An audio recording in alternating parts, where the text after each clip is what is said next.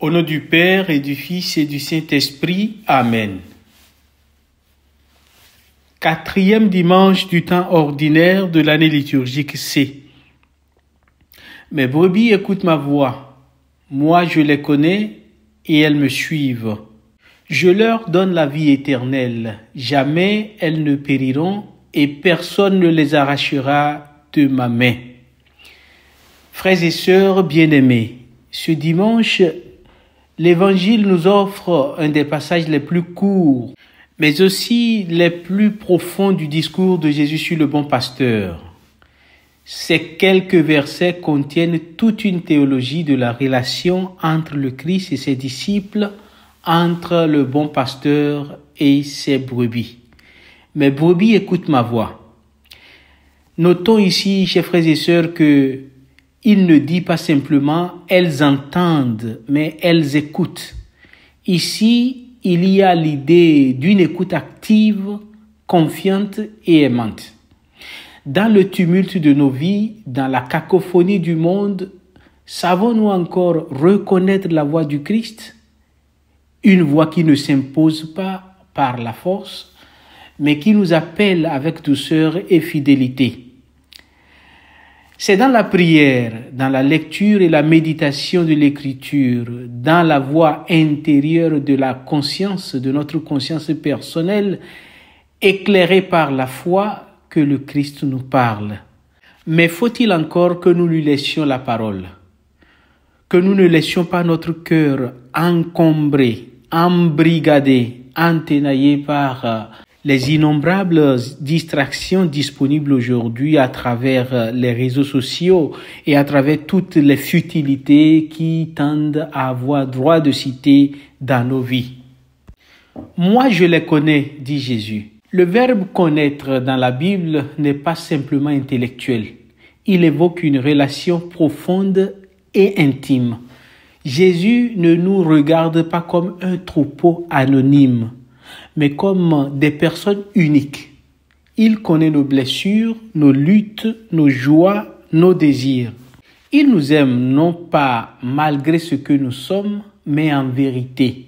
Devant lui, nous sommes précieux.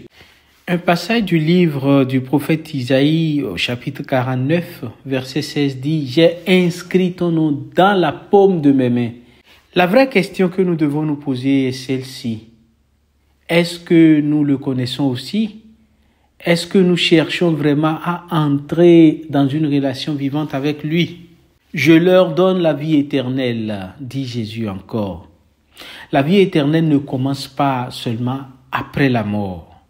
Elle commence ici et maintenant dans la communion avec le Christ. Un prédicateur célèbre s'est entendu poser une question un jour par une de ces personnes qui tendent à tourner en dérision les hommes de Dieu. On lui demandait, mais monsieur, vous voulez aller au ciel? Et il répondit, non, je vis au ciel. J'ai mon cœur auprès du Christ. Donc déjà, je vis au ciel.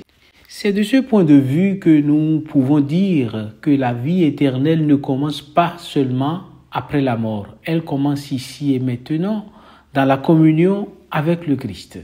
C'est une qualité de vie nouvelle, un cœur transformé par l'amour, une paix qui ne dépend pas des circonstances. Cette promesse est certaine. Jamais elles ne périront. Voilà notre assurance. Jésus ne promet pas une vie sans épreuve, mais il garantit la fidélité de son amour. Rien ni personne ne pourra nous arracher de ses mains, sauf si nous nous éloignons volontairement de lui. Le Père et moi, nous sommes un. Voilà encore une phrase importante dans le discours de Jésus. Cette dernière phrase est le sommet de toute la réflexion. Elle révèle la divinité du Christ.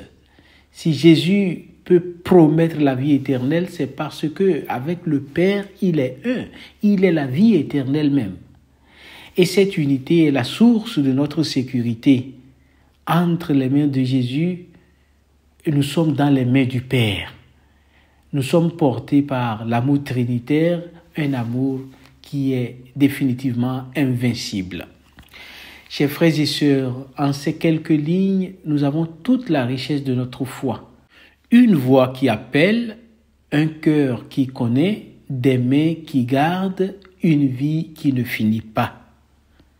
Alors, en ce dimanche, demandons la grâce de reconnaître la voix du pasteur, de nous laisser connaître et aimer, de marcher à sa suite et d'avoir la confiance paisible de ceux qui savent qu'ils ne sont jamais seuls.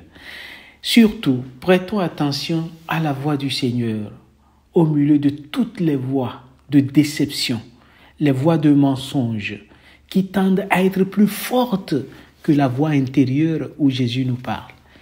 Faisons recours à l'exhortation de saint Augustin, notre Père, qui dit « Retourne à ton cœur ». C'est là que tu pourras rencontrer Dieu.